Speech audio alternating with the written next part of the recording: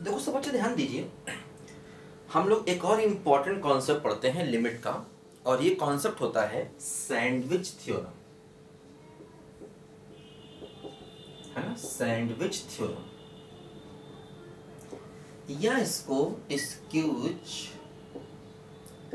Play theorem भी कहा जाता है, ध्यान दो, है ना, सैंडविच थ्योरम या स्क्वीज प्ले थ्योरम, दो इसके नाम है।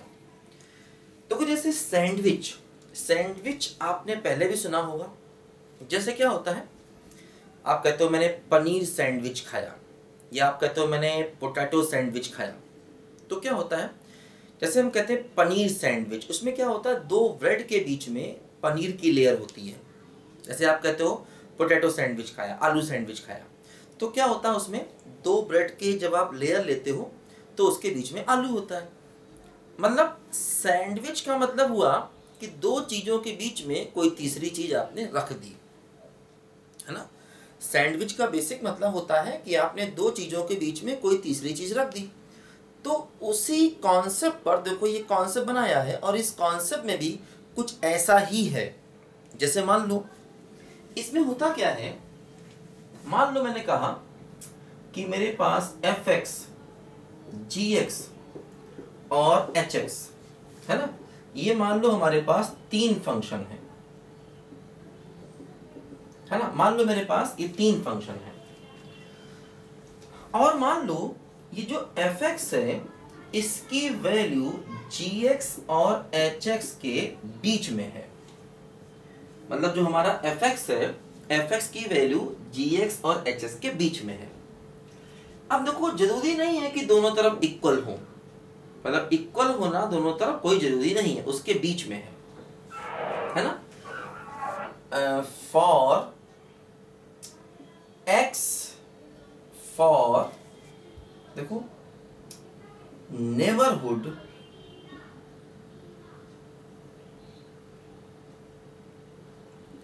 ऑफ a, मतलब कोई पॉइंट है, देखो ये कोई पॉइंट है x इक्वल टू a, है ना, देखो कोई पॉइंट है x इक्वल टू a, उस a के नेबरहुड, नेबरहुड का मतलब आसपास, है ना, उस a के आसपास ऐसा हो रहा है ना, मतलब कोई पॉइंट है x बराबर a और x बराबर a के आसपास ऐसा हो रहा है। मतलब जो हमारा fx है वो gx और hx के बीच में है, for neighbourhood of x equal to a, x equal to a के आसपास ऐसा हो रहा है।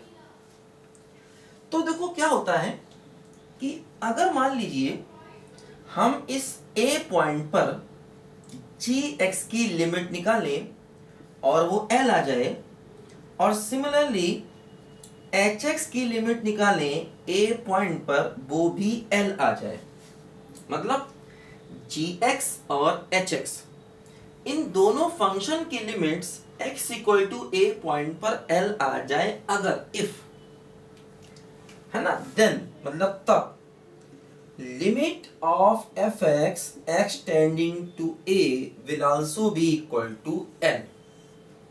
देखो क्या होगा, ये कह रहा है मान लो fx जो है वो gx और hx के बीच में है, और x equal to a point पर gx और hx इन दोनों की लिमिट l के बराबर हो जाए, तो देखो जो fx फंक्शन है उसकी लिमिट भी x equal to a point पर l के ही बराबर हो जाएगी। मतलब अगर इन दोनों फंक्शन की लिमिट सेम है ना, किसी पॉइंट पर x इक्वल टू a कोई पॉइंट है, उस पॉइंट पर इन बाहर वाले दोनों फंक्शन की लिमिट अगर सेम है तो बीच वाले फंक्शन की लिमिट भी उसी के बराबर हो जाएगी, ये थ्योरम कहता है। मतलब देखो इस थ्योरम की दो कंडीशन है। एक कंडीशन तो ये कि fx दोनों फंक्शन के बीच में होना चाहिए, है ना। देखो एक कंडीशन तो ये है कि fx इन दोनों के बीच में होना चाहिए, है ना, और इन दोनों फंक्शन की लिमिट x बराबर a पर l के बराबर होनी चाहिए।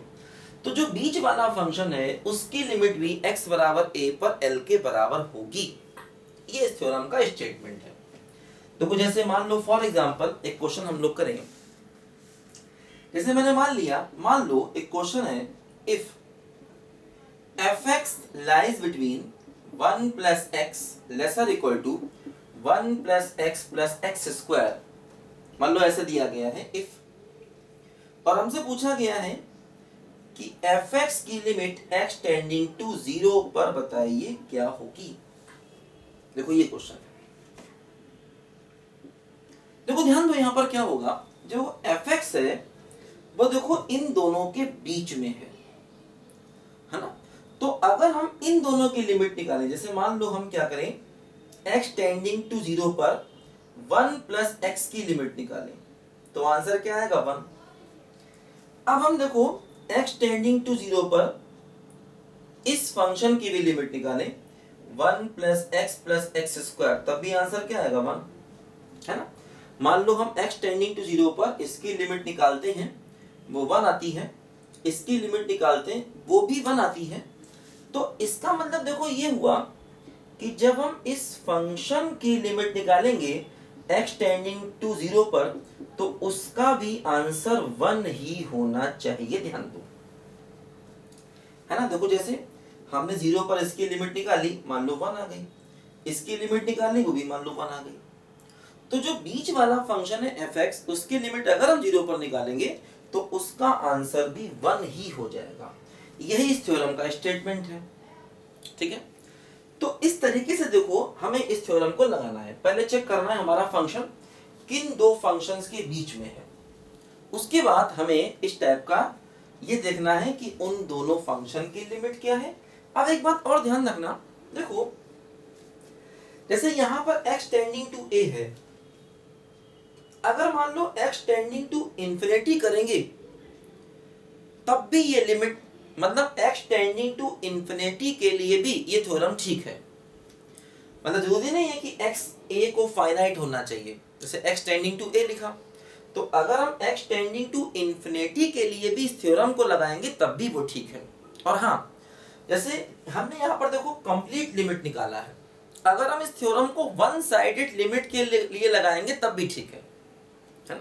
जैसे x टेंडिंग टू a का मतलब a पर कंप्लीट लिमिट, a पर कंप्लीट लिमिट, तो हमने इसको x टेंडिंग टू a पर मतलब कंप्लीट लिमिट के लिए लगाया है। अगर हम इस थ्योरम को वन साइडेड लिमिट के लिए लगाएंगे तब भी ये ठीक है, और अगर हम x टेंडिंग टू इंफिनिटी के लिए लगाएंगे तब भी ये ठीक है। और हाँ, अगर l की वैल्यू इंफिनिटी हुई तब भी ये ठीक है, ध्यान देना। अगर हम x टेंडिंग टू इंफिनिटी पर लगाएंगे इस थ्योरम को तब भी थ्योरम ठीक होगी, अगर l का आंसर इंफिनिटी है तब भी थ्योरम ठीक होगी, और अगर हम इसको कंप्लीट लिमिट के लिए ना लगाएं, वन साइडेड लिमिट के लिए लगाएं तब भी ये थ्योरम ठीक होगी। ध्यान रखना इन बातों को। अब देखो हम इस पर बेस कुछ क्वेश्चन आपको करके दिखाते हैं, लिखो जरा सब बच्चे ध्यान से इसको पहले, और मैं कुछ क्वेश्चन देखो करके दिखाता हूं आपको इस थ्योरम पर बेस। देखो जैसे देखो अभी हम लोगों ने सिग्मा वाले क्वेश्चन किए थे, अब देखो सबसे बड़ा कंफ्यूजन इसी में होता है।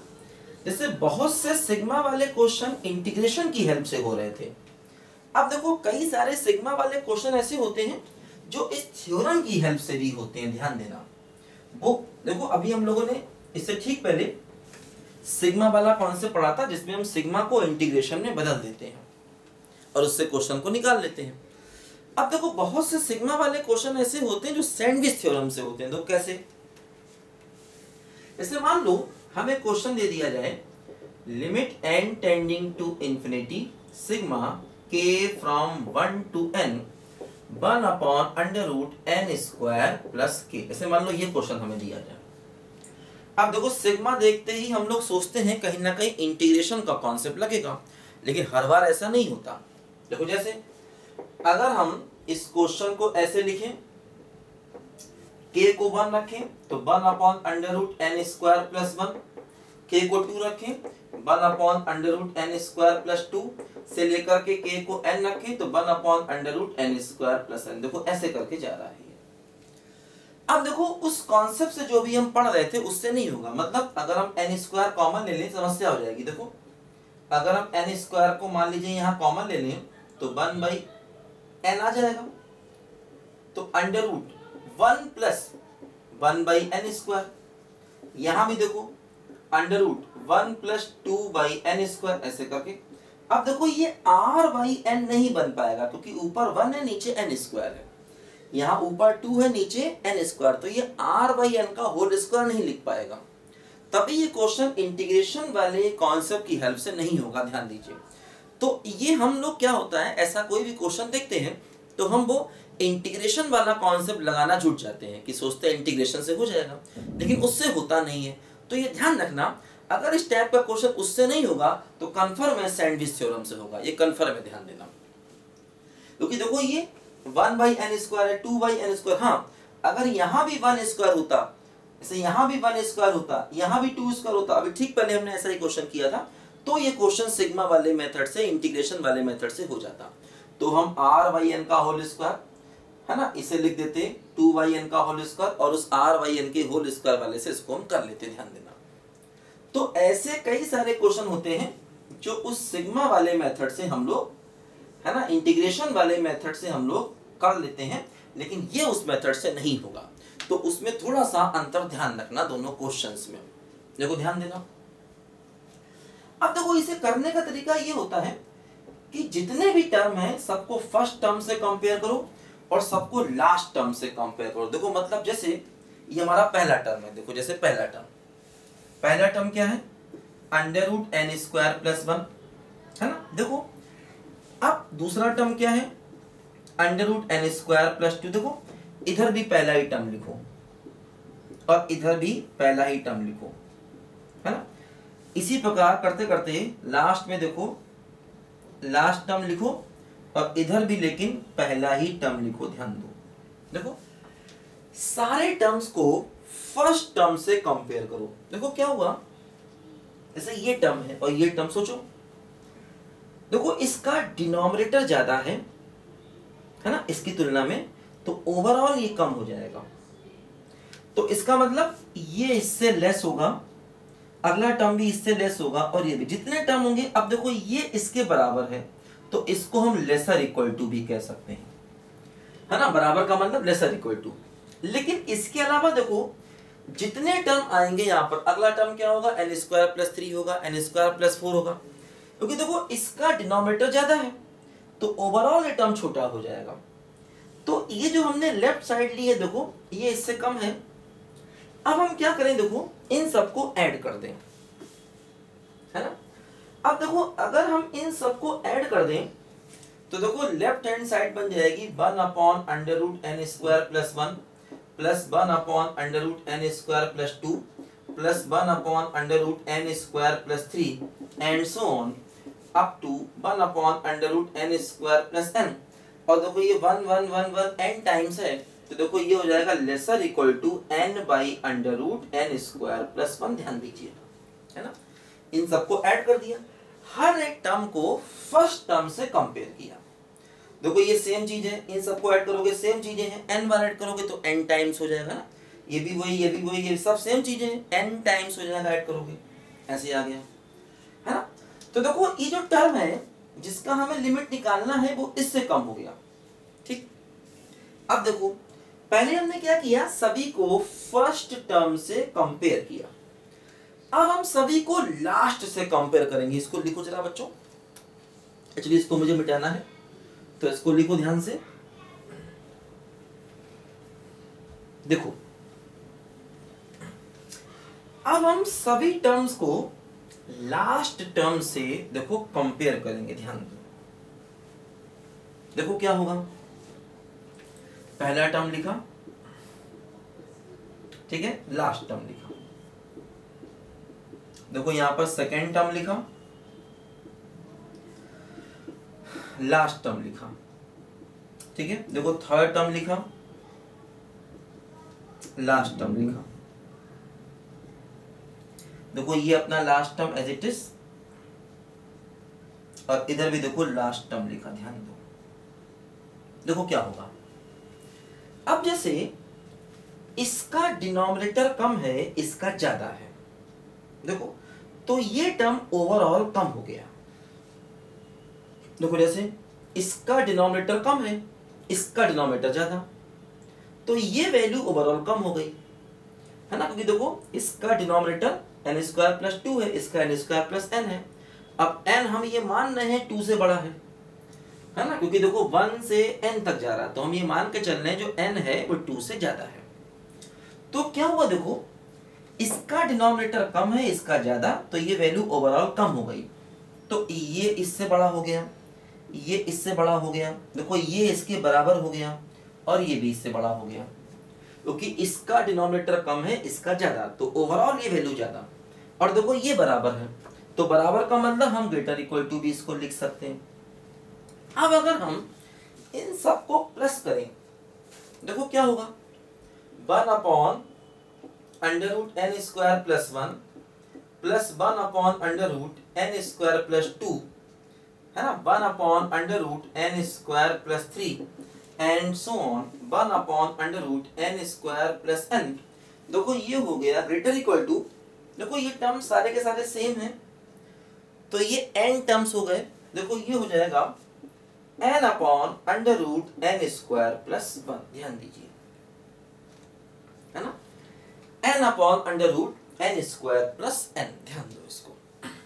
देखो तो अब देखो क्या हुआ, ओवरऑल हम ऐसा समझे कि ये जो लिमिट हमें निकालनी थी ये इस टर्म से बड़ी है इससे कम, मतलब हम ऐसा कह सकते हैं, देखो 1 upon under root N square plus 1 plus 1 upon under root N square plus 2 dash dash dash 1 upon under root N square plus n, देखो ये इससे ग्रेटर है, तो ये ग्रेटर इक्वल टू हो गया n upon under root N square plus 1, है ना, और लेसर इक्वल टू क्या हो गया, देखो n upon under root N square plus 1, sorry एक सेकंड, देखो ये n स्क्वायर प्लस n है, तो यहाँ पर n स्क्वायर प्लस n आएगा, है ना, देखो ये सारे term n square plus n square plus n square, और ये n टाइम्स है, तो n upon n square plus n आएगा। तो देखो ये वैल्यू इससे ग्रेटर हो गई, देखो ये जो पूरा हमारा टर्म है ये पूरा टर्म इससे ग्रेटर हो गया और इससे लेस हो गया, देखो वही यहाँ पर हमें करना है, यानी ये जो हमारा टर्म है जो लिमिट हमें निकालना है, देखो वो इस टर्म से ग्रेटर हो गया और इससे लेस हो गया, वही देखो लिखा। अब हमें एक्चुअली इस पूरे का लिमिट चाहिए, तो हम क्या करें, इसका लिमिट निकाल लें और इसका लिमिट निकाल लें, देखिए क्या आता है। देखो अगर हम इसका लिमिट निकालें n टेंडिंग टू इंफिनिटी पर, तो क्या होगा, n upon under root N square plus n, देखो n टेंड टू इंफिनिटी पर लिमिट चाहिए हमको। देखो काम किया जाए, नीचे से रूट के अंदर से n स्क्वायर को कॉमन ले लें, तो बाहर n आ जाएगा, तो under root 1 plus 1 by N square, ये कैंसिल होगा, 1 अपॉन इंफिनिटी क्या हो जाएगा 0, तो 1 अपॉन रूट 1, तो आंसर 1 आ जाएगा, ध्यान दो, ठीक। अच्छा इसी प्रकार इसका भी अगर हम लिमिट निकालें n टेंडिंग टू इंफिनिटी पर, तो n upon under root N square plus 1, देखो क्या करें, नीचे से हम लोग n स्क्वायर को कॉमन ले लें, तो n आ जाएगा 1 प्लस 1 बाई एन स्क्वायर, और n को इन्फिनिटी रखेंगे तो 1 अपॉन इन्फिनिटी 0, तो 1 अपॉन रूट 1, देखो आंसर 1 आ जाएगा। इसका मतलब इसका आंसर भी 1 आ गया और इसका आंसर भी 1 आ गया, इसका मतलब जो बीच वाला फंक्शन है उसका आंसर भी 1 ही होगा, तो इस पूरे क्वेश्चन का आंसर आ जाएगा 1, ध्यान देना। तो ऐसे हम इस टाइप के सवालों को करते हैं, फर्स्ट टर्म और लास्ट टर्म से कंपेयर करते हैं सबको, है ना। और ध्यान देना ये क्वेश्चन उस इंटीग्रेशन वाले मेथड से नहीं हो पाएगा, पहले वही चेक करेंगे कहीं इंटीग्रेशन से तो नहीं हो रहा, अगर उससे हो जाए सबसे अच्छा, लेकिन उससे नहीं हो तो तुरंत आपको इस सैंडविच मेथड पे आ जाना है, ध्यान दीजिए। देखो और हम लोग करते हैं इस टाइप के क्वेश्चन, लिखो जरा सब बच्चे ध्यान से जल्दी इसको पहले।